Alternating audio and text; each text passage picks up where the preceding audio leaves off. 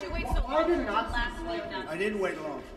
I didn't wait long. I wanted to make sure, unlike most politicians, that what I said was correct, not make a quick statement. The statement I made on Saturday, the first statement, was a fine statement, but you don't make statements that direct unless you know the fact.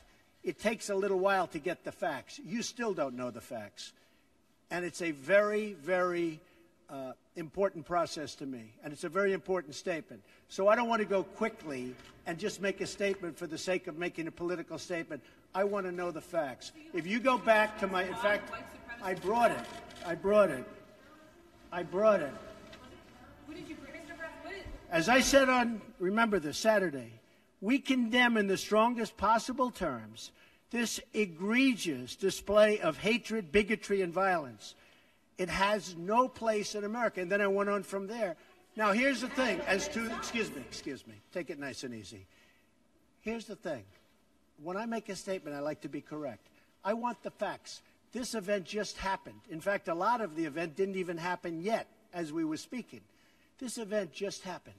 Before I make a statement, I need the facts. So I don't want to rush into a statement. So making the statement when I made it was excellent. In fact, the young woman, who I hear is a fantastic young woman, and it was on NBC, her mother wrote me and said, through, I guess, Twitter, social media, the nicest things, and I very much appreciated that. I hear she was a fine, really, actually an incredible young woman, but her mother on Twitter thanked me for what I said.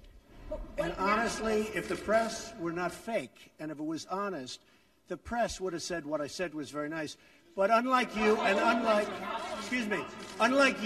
the media, before I make a statement, I like to know the facts. They don't. How about a couple of infrastructure questions? Was that terrorism? Say it, what? The CEO of Walmart said you missed a critical opportunity to help bring the country together. Did you? Not at all. I think the country, look, you take a look. I've created over 1 million jobs since I'm president. The country is booming. The stock market is setting records. We have the highest employment numbers we've ever had in the history of our country. We're doing record business. We have the highest levels of enthusiasm. So the head of Walmart, who I know, who's a very nice guy, was making a political statement. I mean, ask him how he's doing. I do it the same way, and you know why? Because I want to make sure, when I make a statement, that the statement is correct. And there was no way of making a correct statement that early. I had to see the facts, unlike a lot of reporters. I didn't know David Duke was there. I wanted to see the facts. And the facts, as they started coming out, were very well stated. In fact, everybody said his statement was beautiful. If he would have made it sooner, that would have been good. I couldn't have made it sooner because I didn't know all of the facts. Frankly, people still don't know all of the facts. It was very important, excuse me. It was very important to me to get the facts out, and correctly, because if I would have made a fast statement, and the first statement was made without knowing much other than what we were seeing. The second statement was made after, with knowledge, with great knowledge. There's still things, there's still things that people don't know. I want to make a statement with knowledge. I wanted to know the facts. Okay. Was this two questions. Was this terrorism? And can you tell us how you're feeling about your chief strategist? Well, I think the driver of the car is a disgrace to himself, his family, and this country. And that is, you can call it terrorism. You can call it murder. You can call it whatever you want. I would just call it as the fastest one to come up with a good verdict. That's what I'd call it. Because there is a question. Is it murder? Is it terrorism? And then you get into legal semantics. The driver of the car is a murderer. And what he did was a horrible, horrible, inexcusable thing. Can you tell us how you're feeling about your chief strategist, Mr. Bannon? Can you talk about that? I would echo Maggie's question. Steve Bannon has... I never spoke to Mr. Bannon about it. Tell us broadly what your do you still have confidence in Steve? Well, we'll see. And look, I like Mr. Bannon. He's a friend of mine. But Mr. Bannon came on very late. You know that. I went through 17 senators, governors, and I won all the primaries. Mr. Bannon came on very much later than that. And I like him. He's a good man. He is not a racist, I can tell you that. He's a good person. He actually gets a very unfair press in that regard. But we'll see what happens with Mr. Bannon. But he's a good person, and I think the press treats him, frankly, very unfairly. Do you have confidence that Senator McCain has called on you to defend your National Security Advisor, H.R. McMaster, against some of these attacks? I did it the last time. And he called on it again, linking the Senator McCain? to the alt-right. And Senator McCain, you mean the one who voted against Obamacare? And he said who is Senator? You mean Senator McCain who voted against us getting good health care? McCain said that the alt-right is behind these attacks, and he linked that same group to those who perpetrated the attack in Charlottesville. Well, I don't know. I can't tell you. I'm sure Senator McCain must know what he's talking about. But when you say the alt-right, define alt-right to me. You define it. Go ahead. Well, I'm saying, define it for me. Come on, let's go. Define Senator it. McCain defined them as the same group. Okay, what about the alt-left that came charging at him? Excuse me. What about the alt-left that came charging at the, as you say, the alt-right? Do they have any semblance of guilt? This is Senator McCain's statement. Let me ask you this. What about the fact that they came charging with clubs in their hands, swinging clubs? Do they have any problem? I think they do. So, as far as I'm concerned, that was a horrible, horrible day. Wait a minute. I'm not finished. I'm not finished, fake news. That was a horrible day. I will tell you something. I watched those very closely, much more closely than you people watched it. And you have you had a group on one side that was bad, and you had a group on the other side that was also very violent. And nobody wants to say that, but I'll say it right now. You had a group on the other side that came charging in without a permit, and they were very, very violent.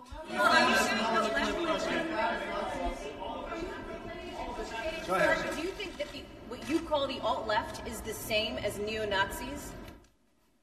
Those people, all of those people, excuse me, I've condemned neo-Nazis. I've condemned many different groups, but not all of those people were neo-Nazis, believe me. Not all of those people were white supremacists by any stretch. Those people were also there because they wanted to protest the taking down of a statue, Robert E. Lee. So, excuse me, and you take a look at some of the groups and you see, and you know it if you were honest reporters, which in many cases you're not, but many of those people were there to protest the taking down of the statue of Robert E. Lee. So, this week it's Robert E. Lee. I noticed that Stonewall Jackson's coming down. I wonder, is it George Washington next week, and is it Thomas Jefferson the week after? You know, you really do have to ask yourself, where does it stop? But they were there to protest, excuse me, you take a look the night before, they were there to protest the taking down of the statue of Robert E. Lee. Infrastructure question, go ahead. Should statues of Robert E. Lee stay up? I would say that's up to a local town, community, or the federal government, depending on where it is located. Are you against the Confederacy? Race relations in America, and do you think things have gotten worse or better since you took office? I think they've gotten better or the same. Look, they've been frayed for a long time, and you can ask President Obama about that because he'd make speeches about it. But I believe that the fact that I brought in, it will be soon, millions of jobs. You see where companies are moving back into our country. I think that's going to have a tremendous positive impact on race relations. We have companies coming back into our country. We have 2 car companies that just announced. We have Foxconn in Wisconsin just announced. We have many companies, I say, pouring back into the country. I think that's going to have a huge positive impact on race relations. You know why? It's jobs. What people want now, they want jobs. They want great jobs with good pay. And when they have that, you watch how race relations will be. And I'll tell you, we're spending a lot of money on the inner cities. We're fixing the inner cities. We're doing far more than anybody's done with respect to the inner cities. It's a priority for me, and it's very important. Mr. President, are you putting what you're calling the alt-left and white supremacists on the same moral plane? I'm not putting anybody on a moral plane. What I'm saying is this. You had a group on one side and you had a group on the other, and they came at each other with clubs, and it was vicious, and it was horrible, and it was a horrible thing to watch. But there is another side. There was a group on this side, you can call them the left, or you've just called them the left, that came violently attacking the other group. So you can say what you want, but that's the way it is. On both sides, sir? You said there was hatred, there was violence on both sides. Well, I do think there's blame. Yes, I think there's blame on both sides. You look at both sides. I think there's blame on both sides, and I have no doubt about it, and you don't have any doubt about it either. And if you reported it accurately, you would say. Kill the person. Heather hired Charlottesville. They showed up in Charlottesville Excuse me. to protest. Excuse me. They didn't put themselves down as you, and you had some very bad people in that group. But you also had people that were very fine people on both sides. You had people in that group, excuse me, I saw the same pictures as you did. You had people in that group that were there to protest the taking down of, to them, a very, very important statue and the renaming of a park from Robert E. Lee to another name. No, George Washington was a slave owner. Was George Washington a slave owner? So will George Washington now lose his status? Are we going to take down, excuse me, are we going to take down statues to George Washington?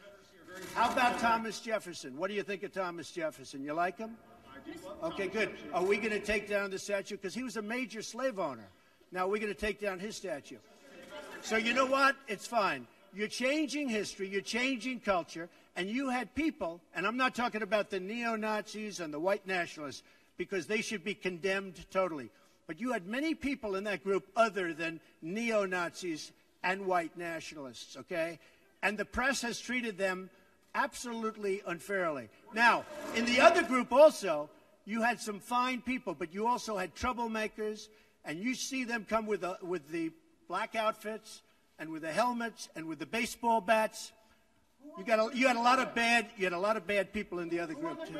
Treated unfairly, sir. I'm sorry. I just didn't understand what you were saying. You were saying the press has treated white nationalists unfairly. No, I just didn't understand what you were saying. No. There were people in that rally, and I looked the night before. If you look, there were people protesting very quietly the taking down of the statue of Robert E. Lee. I'm sure in that group there were some bad ones. The following day, it looked like they had some rough, bad people, neo-Nazis, white nationalists, whatever you want to call them. But you had a lot of people in that group that were there to innocently protest and very legally protest because, you know, I don't know if you know, they had a permit. The other group didn't have a permit. So I only tell you this. There are two sides to a story. I thought what took place was a horrible moment for our country, a horrible moment. But there are two sides to the country. Does anybody have a final